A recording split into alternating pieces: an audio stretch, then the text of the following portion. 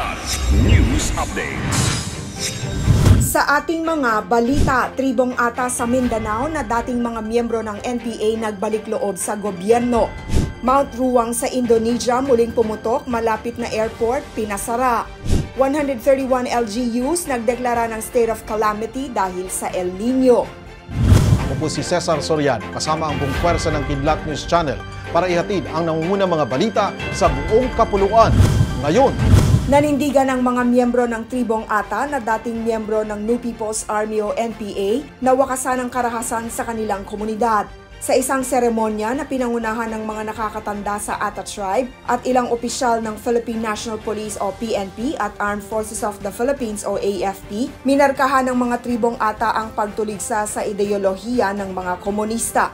Nagkaroon rin ng tribo ng ceremonial cutting ng ratan na sumisimbolo ng partnership sa pagitan ng local government at mga katutubong ata para sa kapayapaan ng distrito ng Pakibato.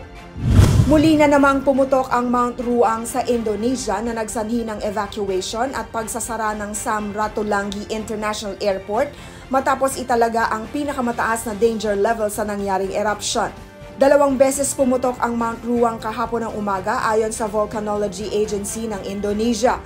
Nagbuga ito ng makapal na abo na may taas na 5 kilometers patungo sa himpapawid. Tinatayang mas malakas ang pinakabagong nangyaring pagputok kung ikukumpara sa mga dating eruptions. Matatanda ang una nang nagbabala ang mga otoridad na hindi pa tapos ang threat mula sa naturang bulkan. Tinatayang 6,000 mga residente ang nagsilikas galing ng Ruan. Umabot na sa 131 local government units o LGUs ang nagdeklara ng state of calamity dahil sa epekto ng El Nino phenomenon. Ayon kay Task Force El Nino spokesperson Joey Villarama, kalat-kalat sa mapa ng Pilipinas ang LGUs na nagdeklara ng state of calamity na nagpapatunay na nationwide ang suliranin sa tagtuyot. Sa datos ng Department of Agriculture o DA, umabot na sa 77,731 hectares ng agricultural lands ang napinsala ng El Nino ngayong taon. Gayunpaman, ayon kay Villarama, mas mababa pa rin ito kung ikukumpara sa pinakamatinding El Nino na naranasan ng bansa noong 1997, kung saan 667,000 hectares ng lupain ang napinsala.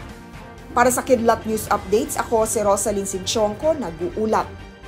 At inyo pong natunghayan ang mga headlines sa nakalipas na mga oras. Manatili nakatutok para sa mga susunod na updates at breaking news. Ako po si Cesar Soriano, kasama nyo sa bawat pagputok ng balita.